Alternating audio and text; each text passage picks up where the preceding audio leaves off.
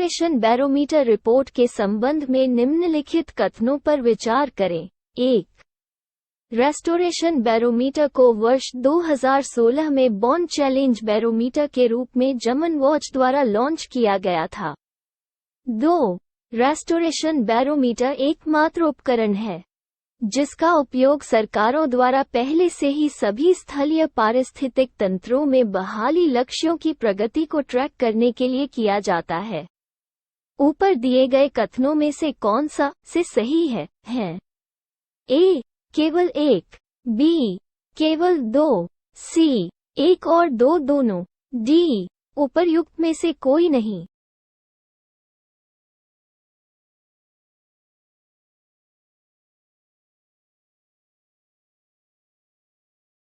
उत्तर B.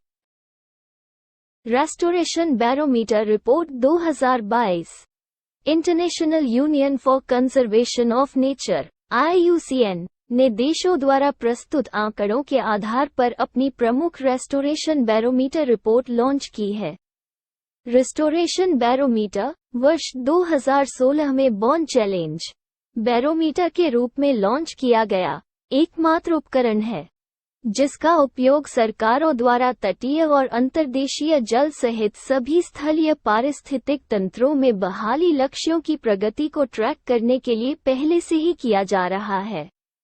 Report में बताया गया है कि 18 देशों में 26 अरब डॉलर के निवेश से 14 मिलियन हेक्टेयर खराब भूदृश्य ग्रीस के आकार का एक क्षेत्र को बहाली के तहत लाया गया है। ये बहाली के दीर्घकालिक सकारात्मक प्रभावों को प्रदर्शित करने के लिए नीतियों और वित्त पोषण जैसी सक्षम संरचनाओं के महत्व को भी दर्शाता है। यह उन देशों के लिए डिजाइन किया गया था जो अंतर्राष्ट्रीय लक्ष्यों या समझौतों के तहत परिदृश्य को बहाल करने के लिए प्रतिबद्ध हैं। पर्यावरण शिक्षा, जागरूकता और प्रशिक्षण (EEAT) के संदर्भ में निम्नलिखित कथनों पर विचार करें। 1. ये पर्यावरण, वन और जलवायु परिवर्तन मंत्रालय द्वारा कार्यान्वित एक केंद्र प्रायोजित योजना है। 2. इसे छठी पंचवर्षीय योजना के दौरान शुरू किया गया था। 3. नेशनल ग्रीन कॉप्स प्रोग्राम और national nature camping programme (EEAT) के हिस्से हैं। ऊपर दिए गए कथनों में से कौन सा से सही है? ए. 1 और 2। बी. 1 और 3। सी. 2 और 3। डी. 1, 2 और 3।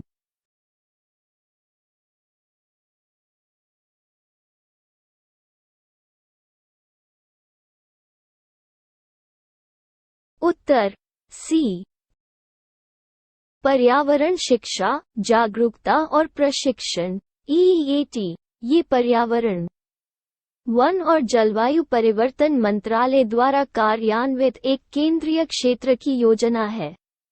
उद्देश्य पर्यावरण जागरूकता को बढ़ावा देना और पर्यावरण संरक्षण के लिए छात्रों की भागीदारी को जुटाना। इसे वर्ष 1983-84 में छठी पंचवर्षीय योजना के दौरान शुरू किया गया था। इस योजना के तहत दो प्रमुख कार्यक्रमों नामक national green corps programme (NGCP) और national nature camping programme (NNCP) के लिए अनुदान सहायता स्वीकृत की गई थी। उपरोक्त कार्यक्रम संबंधित राज्य सरकारों, संघ राज्य क्षेत्र द्वारा नामित राज्य नोडल एजेंसियों के माध्यम से कार्यान्वित किए गए थे।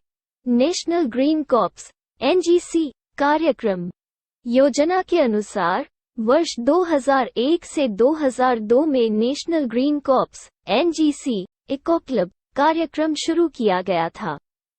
इसका उद्देश्य है व्यवहारिक अनुभव के माध्यम से छात्रों को उनके आसपास के पर्यावरण और उस पर्यावरण से उनके प्रतिक्रियाओं तथा पर्यावरणीय समस्याओं के बारे में शिक्षित करना। राष्ट्रीय प्रकृति कैंपिंग कार्यक्रम, इसे राष्ट्रीय पर्यावरण जागरूकता अभियान (NEAC) के रूप में भी जाना जाता है और वर्ष 1986 में राष्ट्रीय पर्यावरण जागरूकता बढ़ाने के लक्ष्य के साथ स्थापित किया गया था। यह एक मल्टीमीडिया अभियान है जो पारंपरिक और गैर पारंपरिक संचार चैनलों के माध्यम से पर्यावरण संदेश फैलाता है। India internet governance forum (IIGF) के संबंध में निम्नलिखित कथनों पर विचार करें। 1.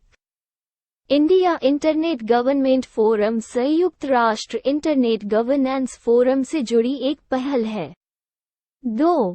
IIGF 2022 की theme leveraging techade for empowering Bharat है। ऊपर दिए गए कथनों में से कौन सा से सही है? A. केवल एक, B. केवल दो, C. एक और दो दोनों, D. उपर्युक्त में से कोई नहीं।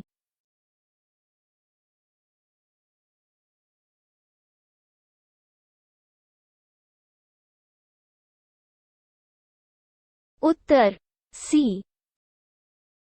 India internet governance forum 2022 (IIGF) Bharat 800 million से अधिक ब्रॉडबैंड उपयोगकर्ताओं के साथ दुनिया का सबसे बड़ा जुड़ा हुआ देश है। IIGF 2022 थीम भारत को सशक्त बनाने के लिए तकनीक का इस्तेमाल। इंडिया इंटरनेट गवर्नेंस फोरम संयुक्त राष्ट्र इंटरनेट गवर्नेंस फोरम से जुड़ी एक पहल है। IIGF अंतर सरकारी संगठनों, निजी कंपनियों, तकनीकी समुदायों, शैक्षणिक समुदायों और नागरिक समाज संगठनों के बीच चर्चा की सुविधा प्रदान करेगा, जो इंटरनेट गवर्नेंस से संबंधित सार्वजनिक नीति के मुद्दों में शामिल हैं। यह नीति संवाद खुली और समावेशी प्रक्रियाओं के माध्यम से सह समानता के आधार पर किया जाता है। जुड़ाव के इस तरीके को इंटरनेट गवर्नेंस के बहुहितधारक मॉडल के रूप में जाना जाता है। इंटरनेट गवर्नेंस फोरम (IGF) एक बहुहितधारक प्लेटफॉर्म है, जो इंटरनेट से संबंधित सार्वजनिक नीति के मुद्दों पर चर्चा करने के लिए सभी को समान मानते हुए विभिन्न समूहों के प्रतिनिधियों को एक साथ लाता है। ये संयुक्त राष्ट्र (UN) के नेतृत्व में एक मंच है, जो इंटरनेट प्रशासन से संबंधित मुद्दों के बारे में बातचीत को बढ़ावा देता है। इसकी घोषणा वर्ष 2006 में संयुक्त राष्ट्र महासचिव द्वारा की गई थी। जैमिनीज के संदर्भ में निम्नलिखित कथनों पर विचार करें। 1. जैमिनीज अद्वितीय हैं क्योंकि अधिकांश उल्कापिंडों के विपरीत, ये धूमकेतुओं से नहीं बल्कि क्षुद्रग्रहों से उत्पन्न होते हैं। 2. उल्कापिंड धूमकेतु कणों और क्षुद्रग्रहों के टुकड़ों से उत्पन्न होते हैं। ऊपर दिए गए कथनों में से कौन सा से सही है? A. केवल एक, B. केवल दो, C. एक और दो दोनों, D. उपर्युक्त में से कोई नहीं।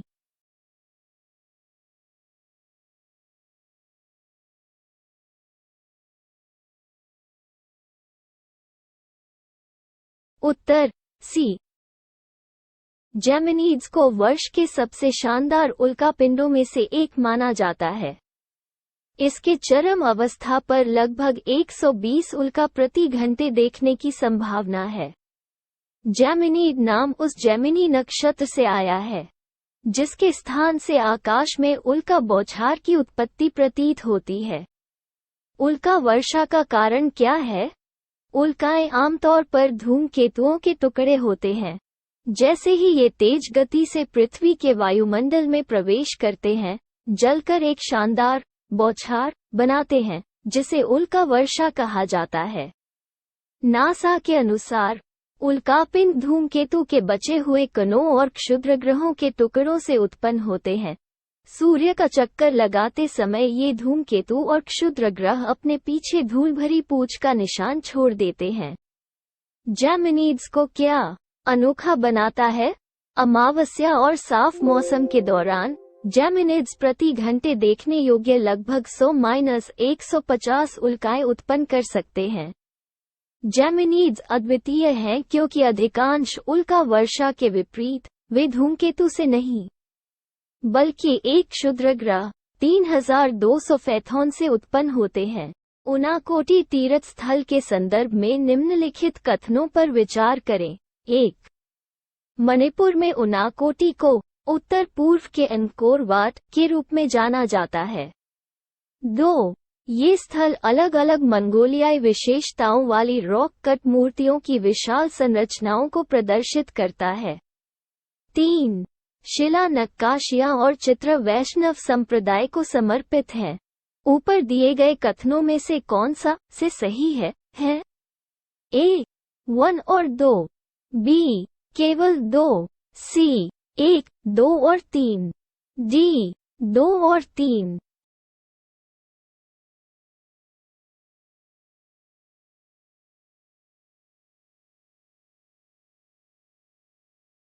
उत्तर B.